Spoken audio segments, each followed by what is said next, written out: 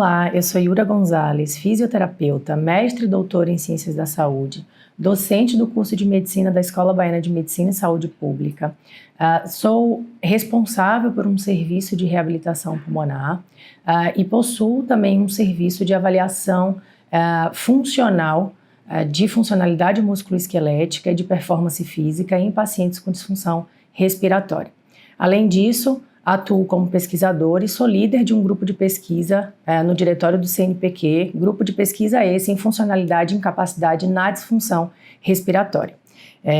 Declaro, hoje nós traremos como tema do tema de destaques o teste de caminhada de 6 minutos. Então, declaro a ausência de conflito de interesses e na aula de hoje nós veremos quais são os objetivos do teste de caminhada, de que forma esse teste ele pode complementar a função, os testes de função pulmonar, quais são as indicações e contraindicações do teste de caminhada de 6 minutos, como se realiza esse teste e quais são os parâmetros habitualmente aferidos durante a realização do teste de caminhada e, por fim, qual é a importância, qual é a relevância desse teste, tanto no contexto terapêutico quanto no monitoramento dos pacientes com disfunção respiratória, com doença pulmonar, tá? Para começar, é importante destacar que a espirometria e a pletismografia são os testes de função pulmonar mais comumente prescritos. Então, eles são importantes para avaliar aspectos ventilatórios e para estadiar características obstrutivas e ventilatórias nos pacientes pulmonares.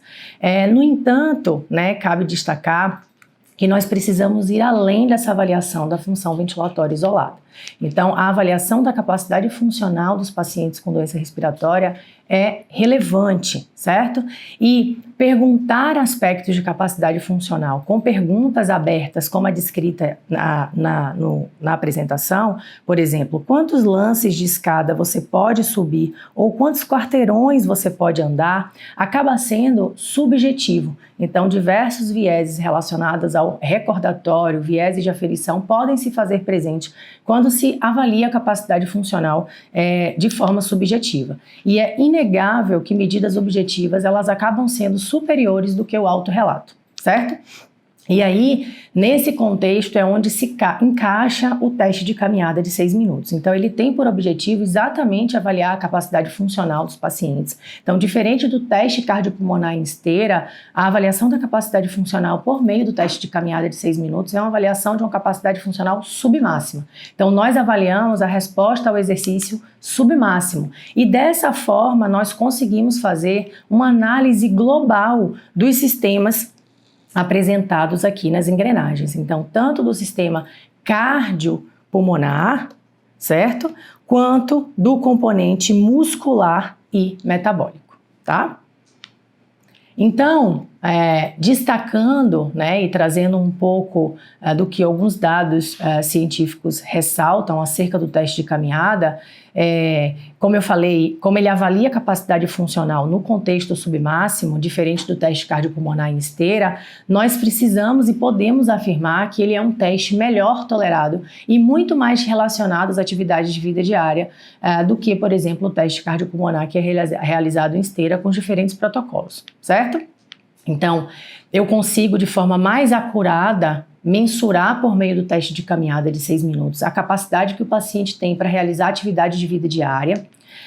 Eu consigo correlacionar o desempenho do paciente no teste de caminhada de 6 minutos com a qualidade de vida e eu consigo acompanhar com os resultados do teste de caminhada, principalmente se ele for feito de forma periódica, a melhora no componente de dispneia do paciente e a melhora da capacidade funcional, por exemplo, de um tratamento medicamentoso que foi prescrito, tá?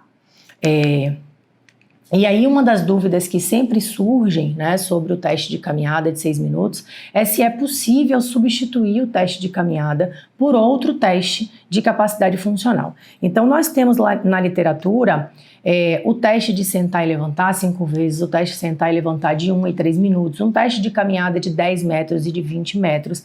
E a grande verdade é que os dados apontam que esses testes, eles se correlacionam com o teste de caminhada de 6 minutos. E o que significa isso? Significa que um paciente que vai mal no teste de caminhada de 6 minutos também vai ter um desempenho ruim nos demais testes de funcionalidade, certo? Mas uma grande parte dos estudos, apesar dessa correlação ser observada, eles destacam que o teste de caminhada ele é superior para aferir de forma mais acurada o risco de dessaturação e o comportamento de dispneia do paciente. Então, como a nossa tomada de decisão não é feita com base em um estudo, mas com base no ecossistema de informações científicas sobre aquele tema, nós ainda não temos uma certeza de que o teste de caminhada possa ser substituído por outro teste de capacidade física, já que, ao que parece, baseado nos muitos trabalhos que tem publicados, o teste de caminhada ele é mais efetivo para mostrar os pacientes que de fato podem vir a dessaturar no esforço e apresentar dispneia aos esforços, certo? Então, assim como esse estudo que está demonstrado aqui, tantos outros trazem essa afirmação. Então, isso coloca o teste de caminhada à luz do conhecimento atual ainda um teste de capacidade funcional submáximo padrão ouro para avaliar o comportamento físico, o perfil de saturação e de dispneia dos pacientes aos esforços, certo? E nessa linha de raciocínio, trazendo ainda o contexto da pergunta, posso substituir o teste de caminhada por outro teste? Eu destaco o teste do degrau de 6 minutos. Então, eu realizo esse teste em muitos pacientes com disfunção respiratória, o teste do degrau de 6 minutos. Ele tem sido, sim, apontado como um substituto, um possível substituto para o teste de caminhada de 6 minutos por muitos clínicos e muitos cientistas, certo? No entanto, o teste do degrau de 6 minutos, ele tem uma exigência física que se aproxima muito mais do teste de caminhada, que é feito o teste de esforço na esteira, certo? Então, dessa forma, a gente tem que solicitar a substituição do teste de caminhada de 6 minutos pelo teste do degrau em casos específicos, ou seja, eu preciso selecionar com bastante critério quem vai fazer o teste do degrau de 6 minutos. Por quê? Se o objetivo é avaliar o comportamento, não só a distância, e o número de degraus que o paciente sobe e desce, mas sim também o comportamento da saturação e da dispneia, pode ser que um paciente inapto no contexto musculoesquelético, ao realizar um teste do degrau de 6 minutos, tenha um desempenho ruim, mas muito mais pelo contexto muscular do que pelo contexto cardiopulmonar. Então ele pode interromper o teste antes e a gente perder uma informação importante, que é acompanhar a dispneia e a saturação do paciente durante 6 minutos, certo?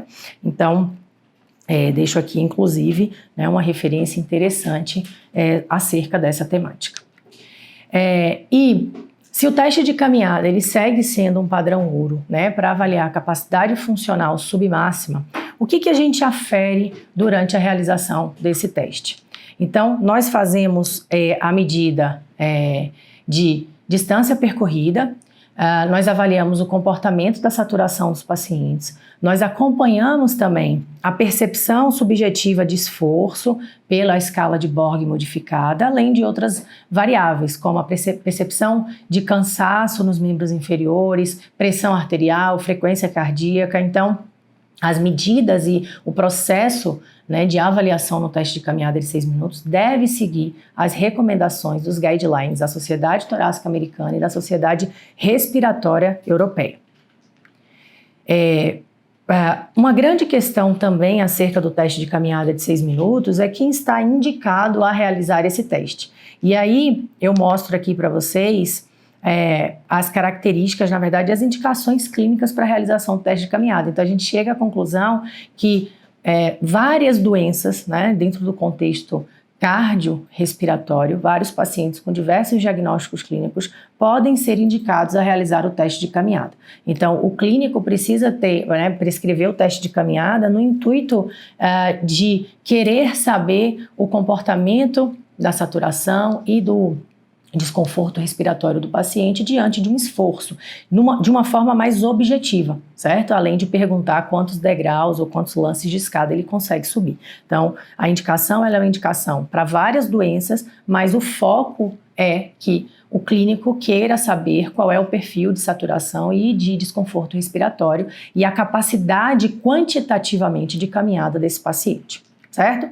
E em relação às contraindicações, nós temos na verdade duas contraindicações absolutas importantes, que é síndrome coronariana aguda e síncope, certo? Mas eu também não posso esquecer que outras condições que possam não estar relacionadas à função cardiopulmonar, que poderiam ser agravadas pelo exercício, acabam sendo uma contraindicação absoluta para o TC6, né, para o teste de caminhada de 6 minutos.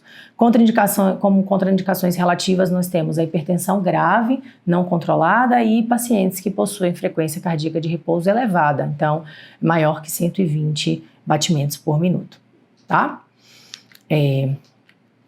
E o processo de execução do teste é algo que a gente também precisa trazer aqui nessa aula. Então, é importante, como eu falei para vocês, que a gente siga a padronização, e daqui a pouco eu vou deixar isso um pouco mais claro, a importância da padronização. Então, já que nós temos 2 guidelines importantes de 2 grandes sociedades internacionais que determinam como se realiza o teste de caminhada de 6 minutos, é essa padronização que a gente deve seguir. Então, eu preciso que o corredor tenha 30 metros e que nós realizemos marcações que não necessariamente precisam ser visíveis para o paciente, porque o objetivo dessa marcação de 3 metros, a cada 3 metros, é facilitar a contagem da distância percorrida pela pessoa, né, nesse caso o fisioterapeuta que está realizando a avaliação.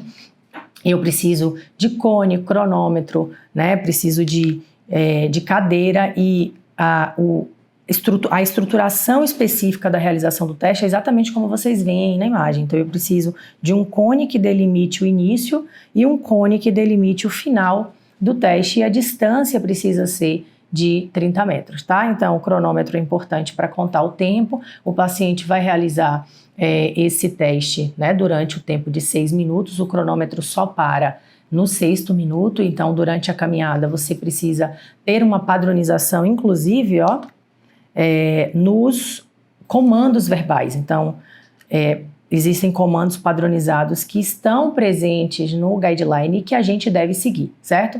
Durante o teste, o paciente ele é acompanhado com oximetria de pulso para que a gente consiga desenhar, né, essa curva de comportamento dessa saturação, e para além disso, a gente faz o acompanhamento de pressão arterial antes e imediatamente após, e no retorno 6 minutos após a realização do exame, para a gente conseguir observar a recuperação cardiovascular, né, que o exercício físico promoveu, aquele estresse que o exercício físico promoveu no paciente, certo? Então aqui a gente consegue ver, como eu falei para vocês, a gente deve falar para o paciente que o objetivo dele é caminhar o máximo possível, né, durante 6 minutos. Ele pode interromper se ele se sentir cansado, e o fisioterapeuta que está realizando o teste, então durante lá as avaliações comigo, eu registro caso o paciente tenha interrompido, em que minuto ele interrompeu, quanto tempo ele ficou parado, em que minuto ele retornou, certo? Então toda essa avaliação, ela é apresentada num relatório. Por quê? Porque ela pode ser uma ferramenta importante para acompanhamento desse paciente. Então, suponhamos que ele vai fazer essa avaliação daqui a 4, daqui a 6 meses. Então, a gente consegue, e o tratamento foi iniciado nessa janela de tempo. Ele fez a avaliação antes do tratamento, o tratamento medicamentoso foi instituído, e a gente quer verificar se, de forma quantitativa, né, qual foi o impacto dessa medicação na capacidade física. Então, pode ser que no próximo teste, esse paciente não interrompa, mas ele consiga fazer os 6 minutos de forma ininterrupta, né? A saturação tem apresentado um melhor comportamento. A dispneia, né, a queixa de desconforto respiratório também, justamente por isso que ele não interrompeu. Então, ao realizar o teste de caminhada, o responsável pelo teste precisa acompanhar e registrar tudo o que acontece durante o exame, certo? E o que eu estava falando anteriormente para vocês, cabe aqui destacar a importância dessa padronização que eu comentei previamente. Então, notem que a gente já tem alguns trabalhos na literatura salientando que se nós modificamos o tamanho do corredor ou mudamos a padronização do estímulo verbal, nós modificamos os resultados. Então, daí a importância, como eu falei previamente, de seguir os guidelines internacionais e realizar isso de forma sistematizada, porque os resultados conseguem ser acompanhados sem interferência de quem realizou. Então, o objetivo é que o teste seja acurado, e a acurácia depende dessa padronização.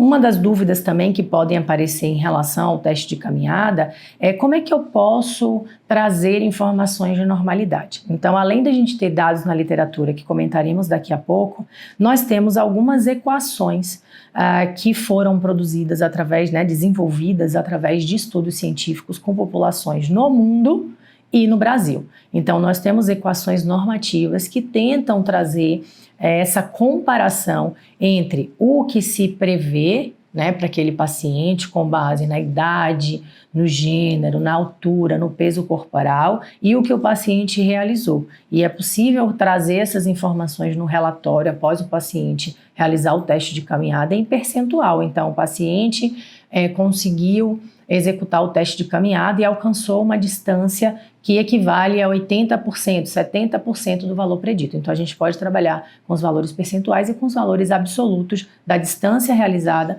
e da distância predita, certo? Então, nós temos, aqui são alguns dos trabalhos publicados acerca dessas equações para predizer distância esperada para aquele paciente com base nas suas características, certo? Vou destacar para vocês, além da importância da gente entender que existem equações, a gente também precisa enxergar o teste de caminhada como um exame, como um teste marcador de prognóstico, certo? Então, a gente tem dados que reforçam essa ideia de que o teste de caminhada, ou seja, que a distância que o paciente conseguiu percorrer no teste de caminhada de 6 minutos, ele pode ser sim usado para mensurar a resposta ao tratamento. Então, a resposta ao tratamento tanto na performance, ou seja, o paciente conseguiu caminhar mais na reavaliação. Então, fez a avaliação antes do início da instituição do tratamento medicamentoso, esse é o meu tempo zero. Então, 1 ano depois, 6 meses depois, enfim, isso fica a critério do clínico, o paciente pode fazer essa reavaliação e a gente conseguir detectar que a capacidade física dele melhorou, porque ele passou a caminhar mais. E que mais do que isso, o comportamento da saturação pode ter sido otimizado e a percepção subjetiva do esforço que é avaliado com Borg. Tá? Então, eu consigo, a partir do teste de caminhada, eu consigo utilizá-lo como um marcador prognóstico, tanto para mensurar respostas ao tratamento, como eu mencionei, mas também para trazer informações relevantes sobre mortalidade, certo? Então, ele é um fator prognóstico. Então, vocês estão vendo aqui um gráfico desse artigo que eu destaquei aqui para vocês, mostrando que, por exemplo, para pacientes com doença pulmonar obstrutiva crônica, o valor que o paciente consegue percorrer pode ser um marcador de aumento do risco de mortalidade e de internação.